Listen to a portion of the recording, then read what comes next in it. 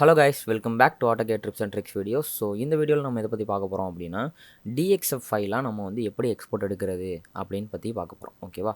So அதுக்கு முன்னாடி நம்ம சேனலுக்கு புதுசாக வந்திருந்தீங்க அப்படின்னா மறக்காமல் நம்ம சேனலை சப்ஸ்கிரைப் பண்ணிடுங்க, சப்போர்ட் பண்ணுங்கள், உங்கள் ஃப்ரெண்ட்ஸுக்கு வந்து ஷேர் பண்ணி விட்டுருங்க. ஸோ வாங்க வீடியோக்குள்ளே போகலாம். ஸோ நம்ம DXF ஃபைலாக எக்ஸ்போர்ட் பண்ணுறதுக்கு முன்னாடி DXFனா என்ன அப்படின்றது நம்ம தெரிஞ்சிருக்கணும். ஸோ DXF அப்படின்னா என்னென்னா, டிராயிங் ஃபைலோட நமக்கு வந்து ஒரு ஃபைல் ஃபார்மேட்டு தான் வந்து DXF அப்படின்னு சொல்லுவாங்க இல்லையா? ஓகே. ஸோ இப்போ வந்து CAD ஃபைலை வந்து நமக்கு வந்து என்ன பண்ணுறோம், DWG அப்படின்னு சொல்கிறோம் இல்லையா? ஸோ அதே மாதிரியே DXF அப்படின்றது ஒரு அனதர் ஃபைல் ஃபார்மேட் அப்படின்னு சொல்லுவாங்க. ஓகேவா?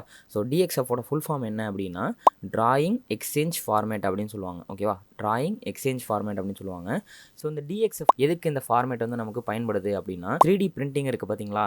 ஸோ அதுக்கு வந்து DXF ஃபைல் வந்து யூஸ் பண்ணுவாங்க. ஸோ கேம்னால என்னது, மெக்கானிக்கலில் வந்து CNC இதெல்லாம் இருக்குது பார்த்தீங்களா? ஸோ அந்த கேம் ஃபைலுக்கு வந்து என்ன பண்ணுவாங்கன்னா, DXF ஃபைல் வந்து அதிகமாக ப்ரிஃபர் பண்ணுவாங்க. அதுக்கப்புறம் வந்து ஆர்கிடெக்சர் அண்ட் கன்ஸ்ட்ரக்ஷன் சைடெலாம் வந்து இந்த DXF ஃபைலை வந்து யூஸ் பண்ணுவாங்க.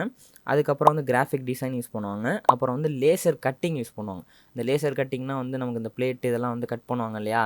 ஸோ அது மாதிரி லேசரை யூஸ் பண்ணி நமக்கு வந்து கட் பண்ணுற இடத்துலலாம் இந்த DXF ஃபைல் ஃபார்மேட்டை தான் யூஸ் பண்ணுவாங்க. அதாவது நம்ம வந்து DWG அப்படின்றது நமக்கு வந்து வேறு சாஃப்ட்வேரில் நமக்கு யூஸ் ஆகுதோ, அதே போலவே DXF அப்படின்றது வேறு சாஃப்ட்வேருக்கு வேறு சைடுக்கு வந்து யூஸ் பண்ணுறதுக்காக இந்த ஃபார்மேட்டை வந்து பயன்படுத்துகிறாங்க. ஓகேவா? ஸோ இப்போ நம்ம DXF ஃபைலாக எப்படி எக்ஸ்போர்ட் பண்ணுறது அப்படின்றத பற்றி பார்ப்போம். ஸோ அதுக்கு இந்த ஃபைலை நீங்கள் ஆல்ரெடி என்ன பண்ணியிருக்கணும் அப்படின்னா, இதை நீங்கள் கரண்ட்டில் உள்ள ஃபைலை, அதாவது கரண்ட்டில் இதில் இந்த ஃபைலை வந்து நீங்கள் சேவ் பண்ணிக்கணும்.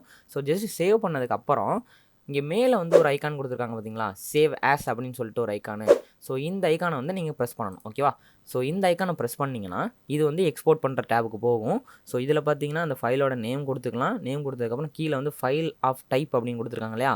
ஸோ இதில் நீங்கள் கிளிக் பண்ணிங்கன்னா இங்கே கீழே நீங்கள் ஸ்க்ரோல் பண்ணிட்டு வந்தீங்கன்னா இங்கே தெரியும் AutoCAD 2018 DXF அப்படின்னு கொடுத்துருப்பாங்க. ஸோ அதே மாதிரியே கீழே நீங்கள் பார்த்துக்கிட்டே வந்தீங்கன்னா வரிசையாக ஒரு வருஷத்துலேயும், அதாவது ஒரு வேரியண்ட்லேயும் உங்களுக்கு என்ன இருக்கும் அப்படின்னா DXF ஃபைல் ஃபார்மேட் இதில் கொடுத்துருப்பாங்க. ஓகேவா? ஸோ எந்த வருஷம் உங்களுக்கு தேவைப்படுதோ அந்த இயரை கிளிக் பண்ணிட்டீங்க அப்படின்னா இது DXF ஃபைலாக உங்களுக்கு எக்ஸ்போர்ட் ஆயிரும். ஸோ இதை நீங்கள் கொடுத்ததுக்கப்புறம் ஜஸ்ட் நீங்கள் சேவ் அப்படின்னு கொடுத்துட்டிங்கனாலே போதும், அந்த ஃபைல் வந்து சேவ் ஆஸ் ஆயிரும். ஓகேவா? ஸோ இப்போ சேவ் ஆஸ் ஆன ஃபைலை வந்து நம்ம எப்படி ஓப்பன் பண்ணுறது அப்படின்னா, ஜஸ்ட் உங்கள் கீபோர்டில் Ctrl+O அப்படின்னு ப்ரெஸ் பண்ணிங்க அப்படின்னா ஓப்பன் அப்படின்ற இந்த ஒரு டேப் ஓப்பன் ஆகும். ஸோ இதில் DWG அப்படின்றது மட்டும்தான் நமக்கு என்ன இருக்குது, ஃபைல் டைப்பில் இருக்குது. ஸோ இதில் போயிட்டு DXF அப்படின்னு மாற்றிட்டோம் அப்படின்னா நமக்கு DXF ஃபைல் ஃபார்மேட் இங்கே ஷோ ஆகும்.